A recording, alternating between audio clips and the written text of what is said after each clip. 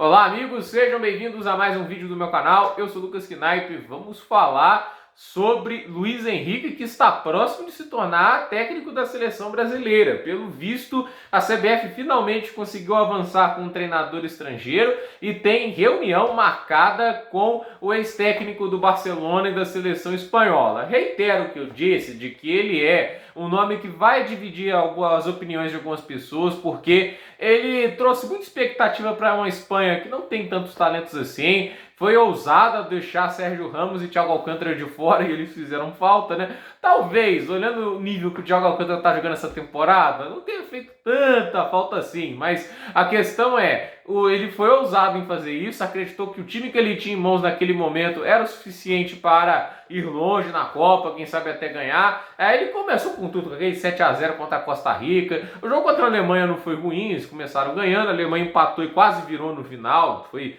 bem forte o segundo tempo da Alemanha depois dos ajustes que o Flick fez. Mas o jogo do Japão foi ruim, a virada que eles tomaram e o fato de que depois que tomaram a virada não conseguiram fazer absolutamente nada no jogo.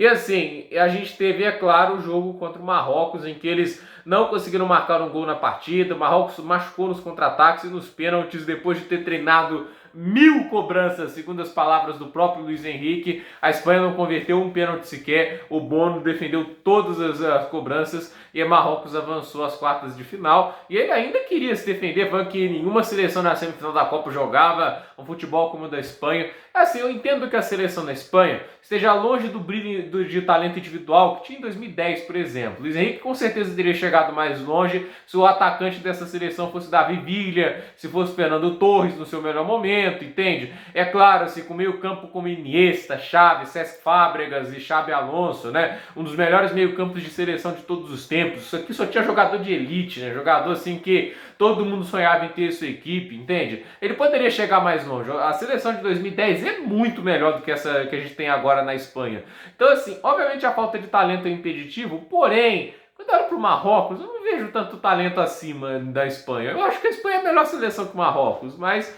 o trabalho do Regragui e a análise tática daquele jogo funcionou melhor. Eu acho que esse é o grande assim, mistério do Luiz Henrique. Até que ponto ele está disposto a abrir mão de suas ideias para se adaptar melhor ao adversário. Porque isso foi um problema do Flick e do Luiz Henrique nessa Copa. O Flick, ele sofreu muito com o quê? Com os contra-ataques, porque o estilo de jogo dele é de muito volume de jogo, muita pressão, e ele perdeu para o Japão nos contra-ataques e sofreu contra a Costa Rica nos contra-ataques. A gente viu que a Alemanha, em todos os jogos, criou mais volume de jogo que seus adversários. Foi uma das seleções que mais volume de jogo criou na Copa inteira, o que é digno de destaque, mas era a seleção mais vulnerável, porque tinha um preço tudo aquilo e faltava às vezes um senso. Contra a Espanha, há de se admirar que até ele teve um pouco desse senso, a Alemanha foi um pouco mais comedida, sabia que tinha muita coisa em jogo, mas é aquela história, até que ponto o Luiz Henrique vai abrir mão de sua tática, de sua ideia de jogo para um bem maior naquela partida, porque a Copa do Mundo exige o que Scaloni fez, ajustes rápidos,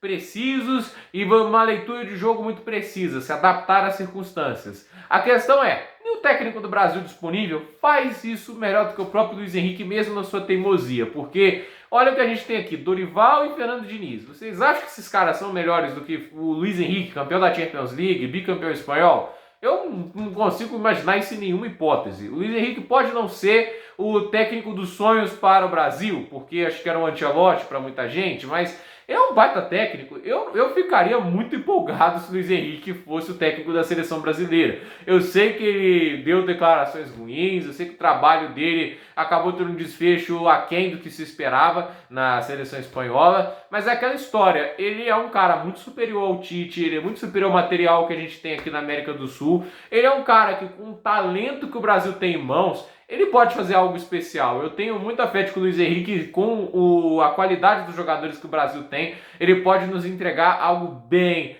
legal. Então eu tô curioso para ver se isso vai para frente mesmo. O Luiz Henrique é muito melhor do que Mano Menezes, do que o Fernando Diniz e o Dorival Júnior. O Diniz tem até seu potencial, mas ele não está pronto para um cargo como seleção brasileira. Então tudo indica que o foco da CBF é Luiz Henrique e que o técnico espanhol está disposto a aceitar. É só ver se o desfecho vai ser positivo ou se o Luiz Henrique vai esperar algum clube da Europa, porque mercado para isso ele tem de sobra. Gente, por esse vídeo é isso. Dúvida nos comentários, deixe seu like, se inscreva no canal, compartilhe esse vídeo e até o próximo vídeo.